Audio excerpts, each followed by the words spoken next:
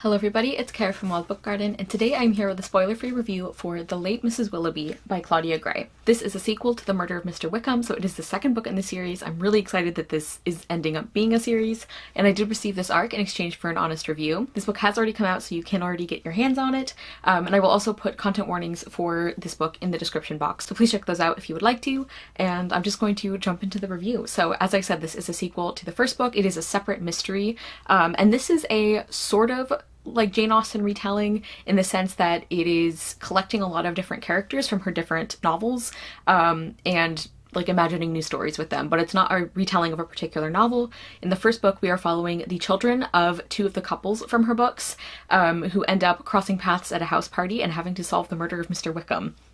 And then in the second book, they end up having to solve the murder of Mrs. Willoughby. So it's in a different location, they have a different case, and some things have changed since the first book, but we are following Jonathan and Juliet as they are once again teaming up to solve a mystery. So as you guys know, I really loved the first book. I actually have a spoiler-free review for that one as well, so I will link that if you're interested. And I also really enjoyed this sequel. Like I said, I was really hoping that this would turn into a series, and I'm so glad it did. I really love Jonathan and Juliet as our main characters.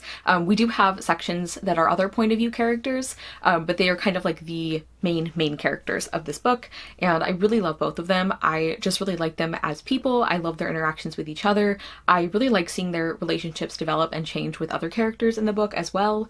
I just think they're really fantastic protagonists to follow. And I also think Claudia Gray does a really excellent job of writing these characters at this really interesting age, because in a lot of ways at this time period in this society, they're considered adults. They're expected to act as adults and, start thinking of like alliances and marriages and all that kind of thing. But they are also still young, and they're still kind of like figuring out like what society's rules are and how those relate to themselves. I especially noticed this with Juliet. I really liked seeing how she would sometimes stop and think like how grown up she felt about doing a certain thing, or being invited somewhere, in a way that was really endearing, because it showed you how she is very mature, but she's also still young and playful.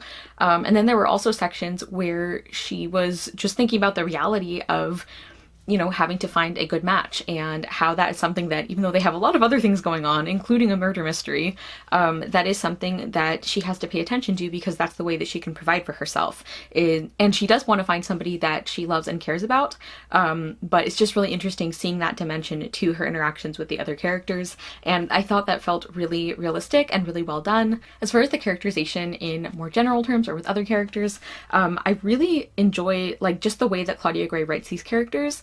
And the way that she like takes them from Austen's novels, and they are still recognizable, but she also like fills out some backstory. She interprets things in interesting ways. I actually really liked Sir John here. Like he wasn't in it a ton, but I felt like he got some depth in this novel, which I really appreciated. And I also really loved the characterization of Marianne.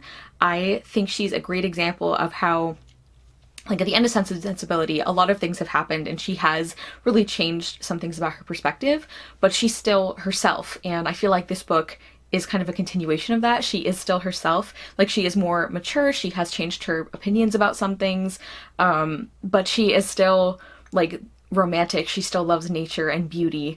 She's still like passionate, and I think that is like tempered by her maturity, in a good way, in a way that doesn't feel like she's missing parts of herself, and I really love that.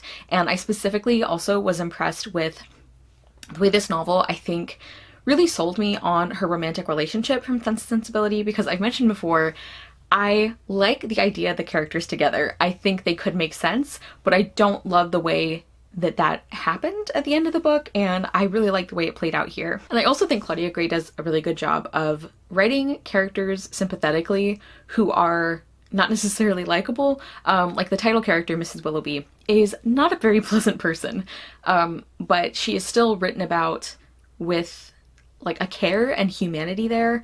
And like Juliet and some of the other characters even think about how like, yeah, she's not a very nice person, and they didn't know her very well, but the way that she died is really horrible. The fact that she died at all, and so young and in such a horrible way, and ends up being a poisoning. She like drops dead at a party or celebration, and it is obviously very dramatic.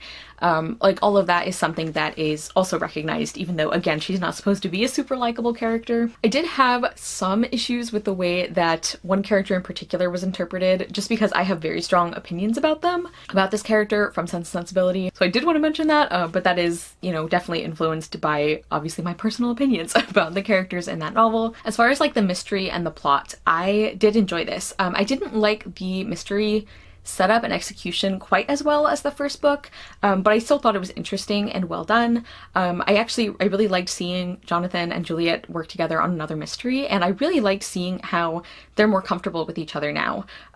Like they get to know each other more, and I also thought it was really interesting seeing how they try to navigate being friends with each other in a society that doesn't really expect men and women to be able to be friends. Like that was considered improper. Like unless you were courting each other, you should not be interacting in a friendly way.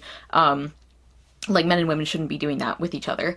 And I thought it was really interesting seeing them navigate that and try to figure out like, wait, maybe we do have like more romantic feelings for each other, but how do you tell that when all of this is going on? And then also with the mystery, I feel like the development and the like figuring stuff out part, it felt slower to me than in book one. Like I feel like there were sections that, not that they dragged exactly, but for understandable reasons, there were limitations on like how quickly some things could happen, and I just feel like there was maybe a little too much of that, even if it was realistic. And then I also didn't love some things about the ending and the solution. This book kind of went in a direction or used a trope that I saw coming, and I was hoping we wouldn't go there, but we did. So I didn't really enjoy that. But as a whole, I did find the plot engaging, and I also think that this novel as a whole did a great job of following on from the first book, you know, having character development and having like consistency with the first book while also being its own separate mystery and story. I also really like the way that Gray writes the historical elements. I feel like this is really good and interesting historical fiction. I like the historical details. That's something that I just enjoy and I find interesting to learn about.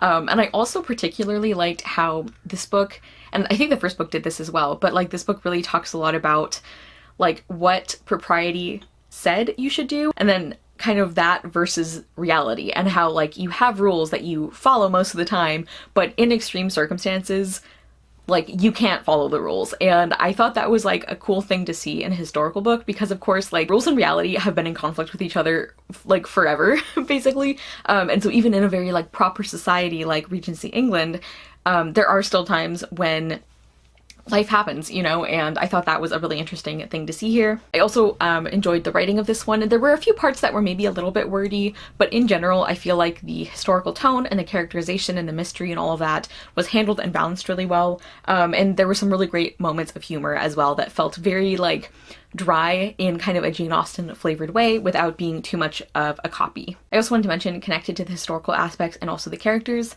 that the representation once again felt very thoughtful and thorough, and I feel like Claudia Gray did a great job of situating these things in a historical context while still talking about them in a respectful way. Like Jonathan is autistic. I mentioned this in the first novel, and I don't believe Claudia Gray is herself, but she has clearly done a lot of work on this and worked with sensitivity readers, and I have seen Own Voices reviewers say that the autistic representation is done very well. And I really appreciate the way that that is continued to be explored in this novel. And then there's also a character who is suffering from PTSD based on some events of the first book, and I feel like that also was handled in a way that was very thoughtful and compassionate and like consistent with the terminology that people would have used at the time, while still being written in a way that felt respectful to a modern audience. Like the way that the PTSD and kind of like panic attacks, like the way that was handled, I think was also very good. And then the last thing, this is kind of like a minor point, but there is a possibly developing relationship here, a romantic relationship, and it's not resolved as much as I thought we were gonna get, which could have been disappointing, except that the narration like explicitly communicates to the reader like we're gonna visit them again in the next book and you'll see kind of how things work out, which I appreciate. Like the next time on I thought was well used here, and I don't mind having that kind of like gotcha almost if we know like if the book like specifically says there's going to be another book, which I feel like pretty much happened with this one. So I didn't mind that. I'm looking forward to seeing these characters again and seeing whatever book in the series comes out next. Okay, everybody, so that was my spoiler-free review for The Late Mrs. Willoughby by Claudia Gray. I did give this novel 4 stars. I really enjoyed it. As I said, I am really excited for this to be a series. So please comment down below. Let me know if you guys are excited to pick this up. Maybe you've already read it. Let me know what you thought. Yeah, I'm really enjoying this as a Jane Austen flavored mystery series. I just think it's really well done and I'm really liking it. So thank you guys so much for watching. I will see you soon with another video and I hope you love the next book you read. Bye!